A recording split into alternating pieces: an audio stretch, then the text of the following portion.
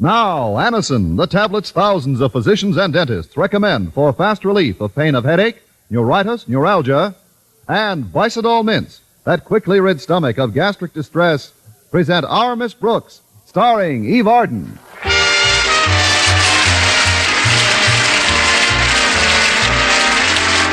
It's time once again for another comedy episode of Our Miss Brooks Transcribed. But first, believe anything you like about what this or that way to relieve pain of headache, neuritis, or neuralgia will do for you. But there is one important fact you can't get away from, and that is thousands of users of Anacin have been introduced to this remarkable product through their own physicians or dentists. These people know how incredibly fast and effectively Anacin acts to relieve pain. Anacin is like a doctor's prescription. That is, Anacin contains not just one, but a combination of medically proven active ingredients in easy-to-take tablet form. Next time you suffer from the pain of a headache, neuritis, or neuralgia, don't wait for relief. Try Anacin. You'll be delighted with these tablets' incredibly fast action. Try Anacin on this guarantee. If the first few Anacin tablets do not give you all the relief you want as fast as you want it, return the unused portion and your money will be refunded. All drug counters have Anacin in handy boxes of 12 and 30 tablets and economical family-size bottles of 50 and 100. I'll repeat the name for you, Anacin. A-N-A-C-I-N.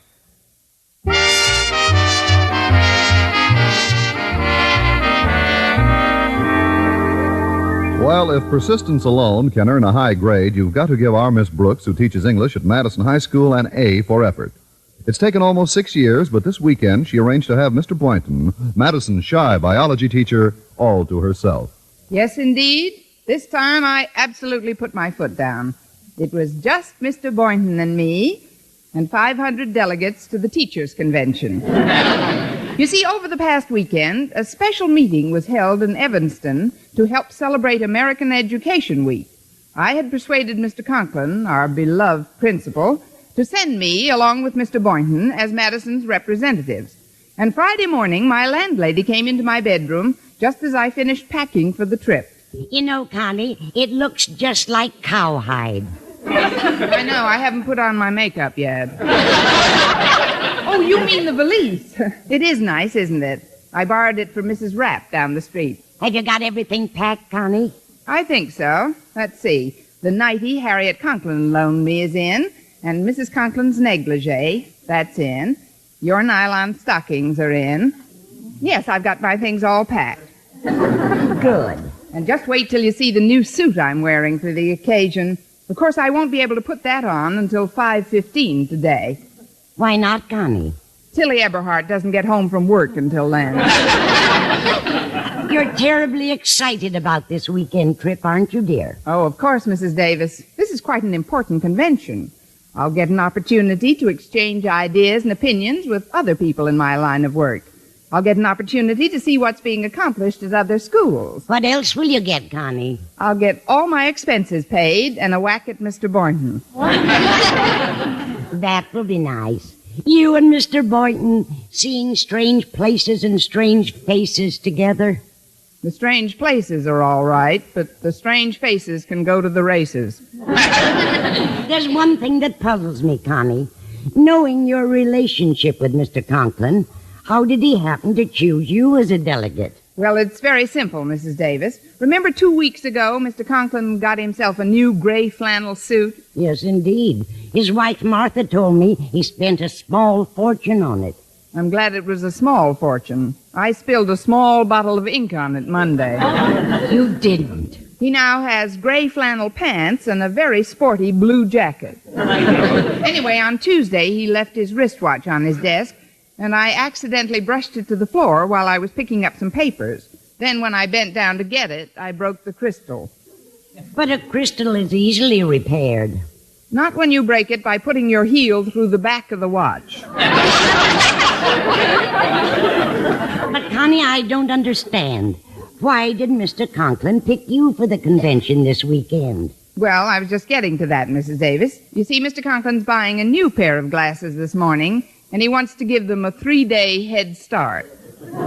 Sounds logical. Well, I know another English teacher at Madison who'll be mighty disappointed that she's not going on this trip. You mean Miss Enright? I do. She's almost as sweet on Mr. Boynton as you are. And this weekend trip would be a wonderful opportunity for her to cut you out with him. Please, Mrs. Davis, I just got up. Why talk about nightmares?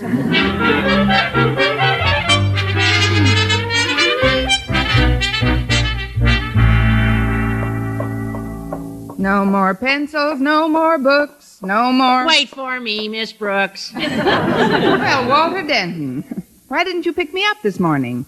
You know my car's in the repair shop. So's mine. Yesterday when I started for home, it happened.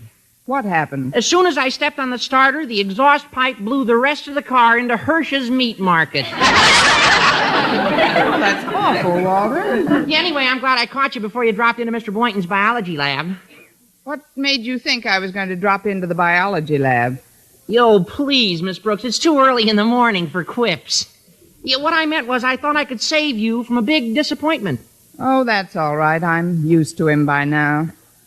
I mean, what kind of disappointment? Mr. Boynton isn't in school. What's more, he isn't coming to school today. What? But we're supposed to leave from here for the convention. Yeah, I know it, Miss Brooks, and I know how devastated you'll be by the news, but Mr. Boynton won't be able to go to the convention. He's sick in bed. Sick in bed? How do you know? Harriet told me. He called in a little while ago and left a message with one of the teachers. But how can I leave town if Mr. Boynton is sick? He has no more relatives in this part of the world than I have. Who'll take care of him? Let me put your mind completely at ease, Miss Brooks. Harriet and I can run errands for Mr. Boynton. Besides, I'm sure Miss Enright will be glad to nurse him back to health. Walter, you couldn't have put my mind more at ease if you'd told me my train was going to be bombed. You're not exactly smitten with Miss Enright, are you, Miss Brooks? Well, frankly, Walter, there isn't a lot of affection squandered between us. And she always speaks highly of you, Miss Brooks? Why, just the other day, Miss Enright said the only reason she can't see a romantic attachment between Mr. Boynton and yourself is because of the difference in your ages. Miss Enright said that? Sure. Well, let's see now. What were her exact words? Oh, yeah, I remember. She said that in her opinion, Mr. Boynton was definitely old enough to be your kid brother. Oh, she did she? Well, that makes my next step quite apparent. If you'll excuse me, Walter, I'm going right over to the principal's office. What for? I've got to see a man about a cat.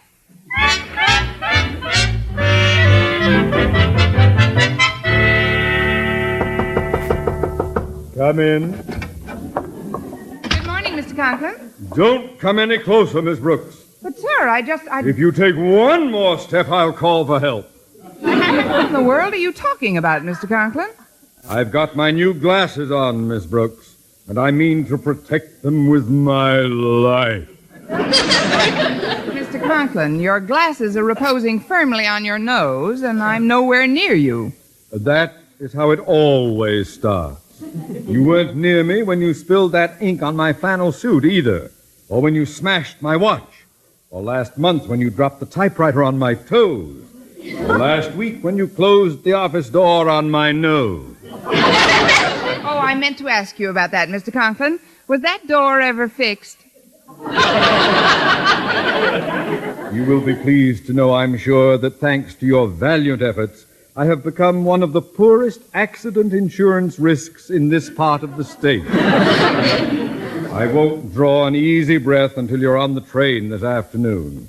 I presume you're packed and ready to go. Yes, sir, and I'm really looking forward to it. This is the first convention I've attended since I represented Gordon High School 6 years ago. That was a lot of fun. Well, you are not going to this convention to have fun, Miss Brooks. As Madison's standard bearer, our school will be judged by your actions. Always remember that. Oh, I will, Mr. Conklin. You can depend on me, sir. I won't get myself thrown into jail this time. Jail? You mean you were thrown into jail at your last convention? Oh, for the most absurd reason, Mr. Conklin. Can you imagine being locked up for riding around on a motorcycle? Well, that's hardly a jail offense. That's exactly what I told the policeman. Besides, he wasn't using it at the time anyway.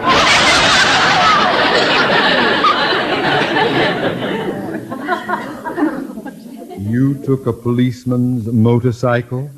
It was just a lark, sir. There was absolutely no reason for them to put that picture in the paper. What picture? A picture of me holding up a burlesque queen in the drunk tank. Miss Brooks, you can start unpacking at any time. You are not going to the convention. Not going? But, Mr. Conklin, think of your new glasses. My glasses will have to live dangerously like the rest of my person. But if you don't send me, sir, who will you send? Well, I haven't given it any thought. Have you any suggestions? I haven't given it any thought either, Miss Enright. Miss Enright might be just the person. She has poise, bearing. Do you think she'll relish the idea of going? Believe me, Mr. Conklin, when you tell her about it, she'll be so happy she'll clap her paws in glee. Now, if you'll excuse me, sir, I'll get to my classroom. Very well, Miss Brooks. Miss... Thanks a lot. Well, good morning, Miss Brooks. Oh, good morning, Mr. Boynton. Wait till you hear the news. I was just in Mr. Conklin's office. Mr. Boynton, what are you doing up? Go right home and get back into bed at once. Bed? What for? I'm not sick. You're not? No, I never felt better in my life. What a revolting development this is. Walter told me that Harriet said you were sick in bed. Harriet? Well, I didn't talk to Harriet. When I phoned the school this morning, I thought I was going to be delayed at the biology supply house. So I left that message with one of the teachers. What teacher? Miss Enright. I should have said which teacher. And she's a witch teacher if I ever saw Do you suppose she could have confused the words delayed with laid up? Oh, there's no confusion at all. This is the result of careful calculations. Miss Enright knew that Harriet would tell Walter. Also that Walter would, if he saw me, and that's customary, he'd almost be sure to, tell me, and then knowing what she would do, or thinking she know what I would do, she told Harriet what I later heard from Walter, and then I did what she thought I'd do. Miss Brooks, are you all right? Why are you speaking in such jerky sentences? There's a very good reason, Mr. Boynton. I have just been completely taken in by a very jerky teacher.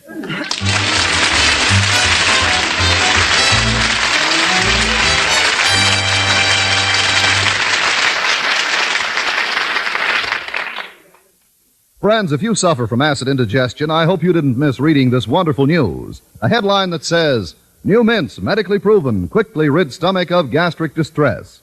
That headline is talking about new Bicidol mints. Doctors recommend Bicidol mints because the Bicidol medication acts at once to make painful acid harmless and give you fast, 5-way relief. 1. Speeds relief from gas. 2. Sweetens your breath. 3. Gives complete, longer-lasting relief than baking soda. 4. Relieves stomach upset from too much eating, drinking, smoking. 5. Lets you sleep when acid indigestion strikes at night. So don't suffer acid indigestion, heartburn, or gastric distress from excess acidity. Remember, new mints, medically proven, quickly rid stomach of gastric distress. And remember the name, Bicidol mints. Bisodol. Get Bicidol mints for fast relief.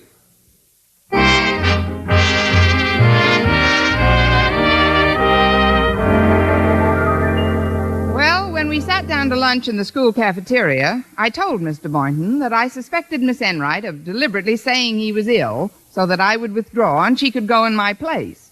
At first, he refused to believe it of her, but finally his sense of justice was so completely outraged that he seemed beside himself with fury, and he violently shouted, Maybe it was all a misunderstanding. Why should Miss Enright think you'd stay home from the convention even if I was sick in bed? Because I would, that's why. Somebody would have to take care of you, get your medicine, and fix your meals, and see that you were made comfortable. Miss Brooks, may I remind you that I'm not sick in bed? Oh, I know that, Mr. Boynton. Then would you mind not taking my pulse? I need this hand to finish my wax beans. I still say that when people haven't any relatives in a place, it's up to the people who think something of people to do something for the people they think something of. Maybe I should teach Spanish. I know you're disappointed about not attending the convention, Miss Brooks, but if you have any suggestions you'd like me to put before the meeting... There's only one suggestion I'm worried about, and that'll come from Miss Enright to you. Say, that's funny. What? You're mentioning Miss Enright. She's heading for this table now. Well, speak of the devil. It's just the way she's wearing her hair. Uh-oh. She's spotted us. Oh, hello, Miss Brooks. Mr. Boynton, why aren't you home in bed? His sheets caught on fire. You know yourself, Miss Enright, that I only phoned to say that I might be delayed getting to school. Delayed? Oh, I thought you said laid up. You did? Now, you see, Miss Brooks, it was a misunderstanding. Oh, of course. Like the one Custer had with those red chaps. Oh, now don't be a bad loser, darling. Not that you are, really. I understand that you personally recommended me to Mr. Conklin for the position of second delegate for Madison High. Oh, you did that, Miss Brooks? I wish my mother had quit after my 2 older brothers were born. Do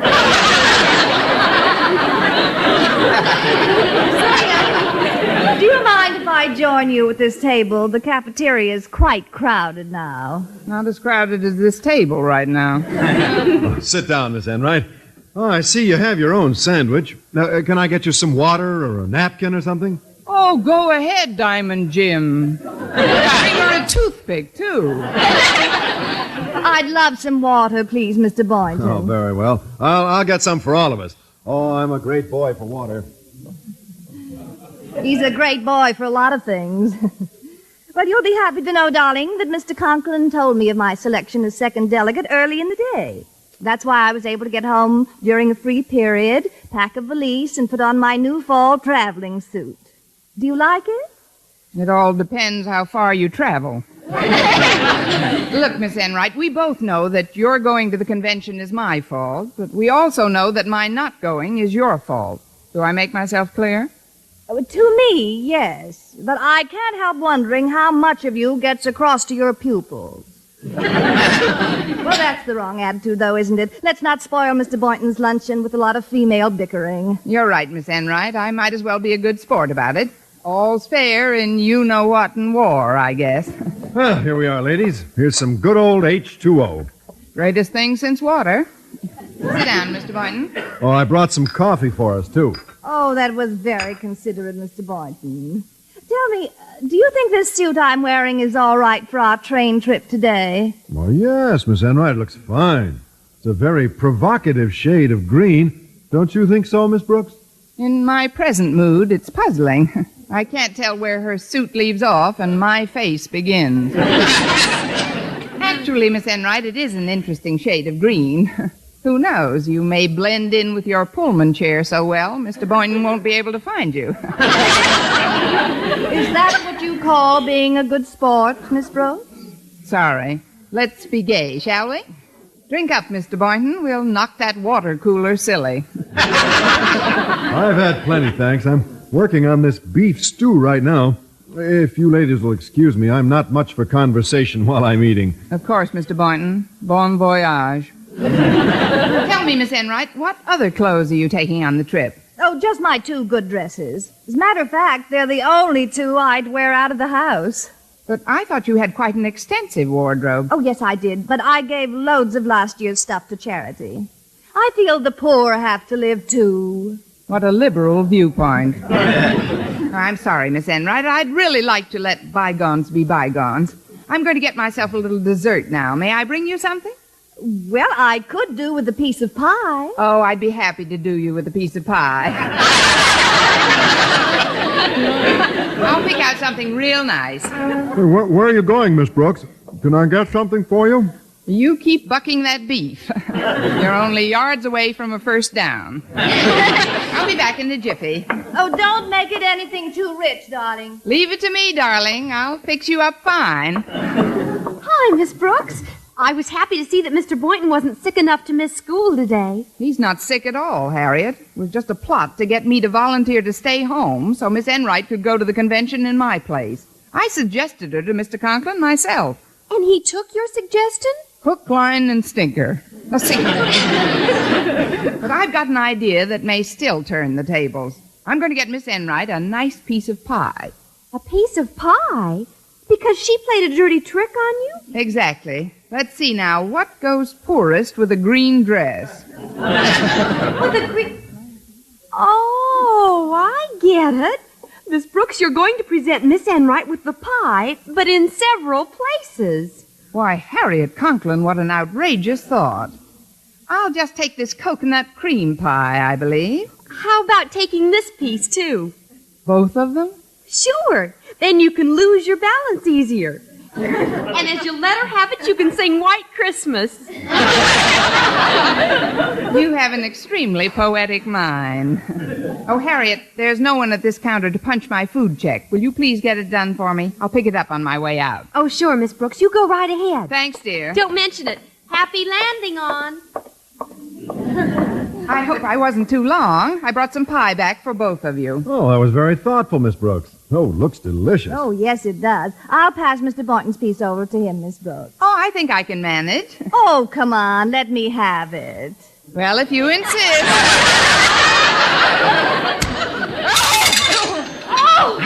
Oh, I must have tripped. How could you be so clumsy? Oh, my goodness, the pie's all over your new suit. Oh, dear. Well, not quite all over it, Mr. Boynton. Most of it splattered on the coat. The skirt's not touched, thank goodness. That's what I get for not keeping my head down.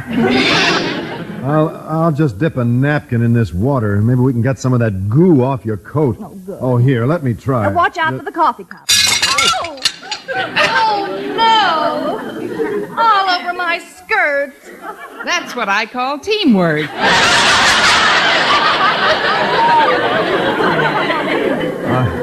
I'm terribly sorry, Miss Enright. My new suit is completely ruined. First pie on the coat and then coffee on the skirt. It's like I always say, what good's a piece of pie without a cup of coffee?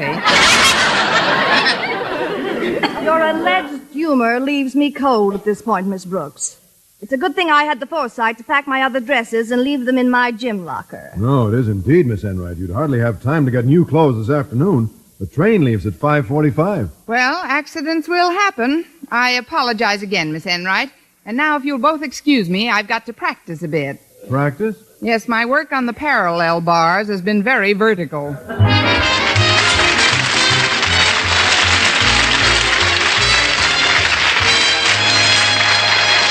Our Miss Brooks will return in a moment.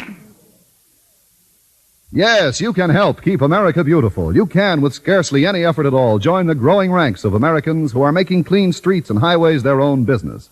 Apart from the aesthetic value of beautiful streets and highways, unlittered and minus the all-too-familiar collection of tin cans, broken bottles, and similar debris, there's another consideration. Litter not only is unsightly, it's dangerous. A sharp, ragged edge of a can can cause a blowout. So can a broken piece of glass. Blowouts can cause death, and often have. If you have been among the thoughtless many who litter our roads, parksides, picnic sites, and open highways, give this matter serious thought now and help America mend its ways. Keep in mind that many states have already instituted heavy fines for littering, some in 3 figures, and more states are getting tough on litterers every month. It's going to be as expensive to get caught littering as speeding. In many states, it's more costly. Good citizenship demands it. Common sense demands it. Safety demands it. Help make ours a litter-free country. Help in every way you can.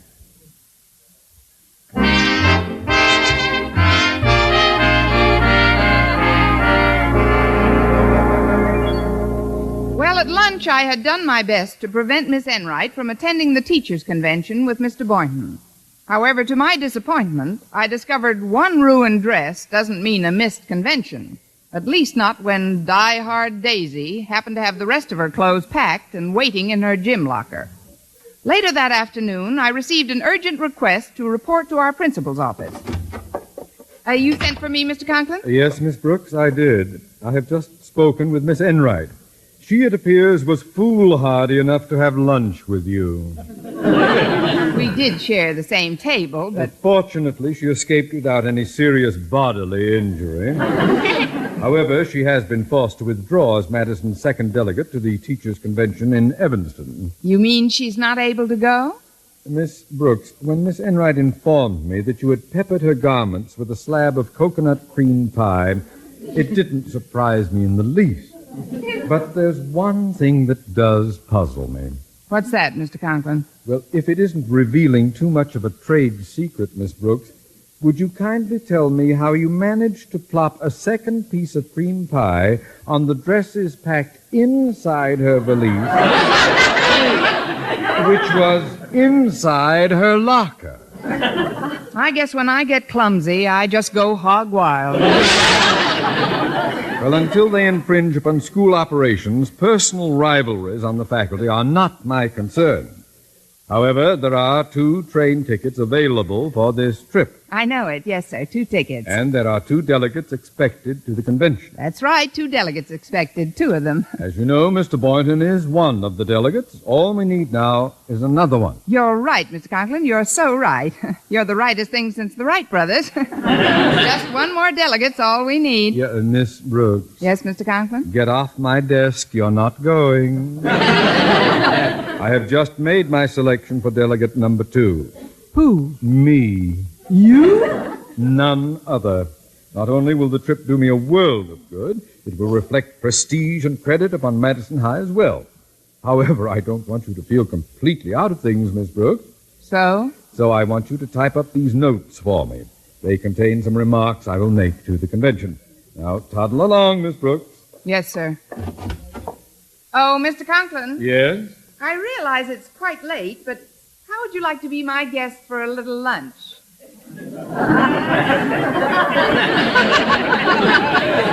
Not today, thank you. But don't be discouraged. It was a nice try. Good day, Lucrezia. Goodbye, sir. Don't be discouraged, he says. Of all things to happen to a person. Well, Miss Brooks, you must be upset today. You're talking to yourself. I know. I'm a very good listener. Oh, it's you, Mr. Boynton. Yes, I'm going in to talk to Mr. Conklin for a moment. Mr. Conklin? Are you in trouble? Oh, not at all. I'd rather not mention why I'm seeing him until after the interview. But if you'll wait right here, Miss Brooks, I think I'll have a pleasant surprise for you when I come out of his office. Surprise? Yes. Now wait right by that fire hose on the wall. I'll just be a few minutes. Don't worry, Mr. Boynton. Unless the hose catches on fire, I'll be here.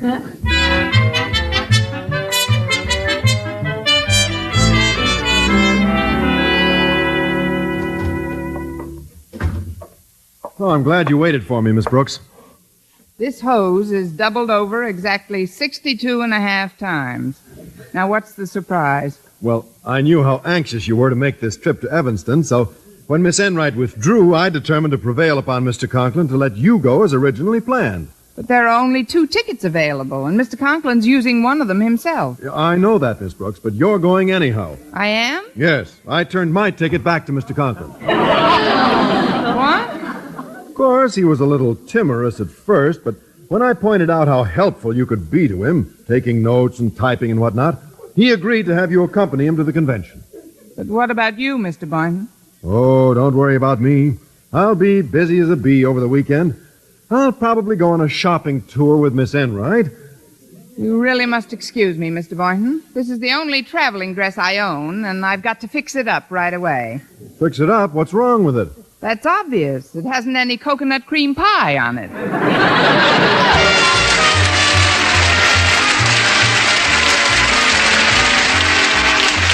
Our Miss Brooks, starring Eve Arden, transcribed, was produced and directed by Larry Burns, written by Al Lewis, with the music of Wilbur Hatch. Mr. Conklin was played by Gail Gordon. Others in tonight's cast were Jane Morgan, Dick Crenna, Bob Rockwell, Gloria McMillan, and Mary Jane Croft. Be sure to be with us next week for another comedy episode of Our Miss Brooks.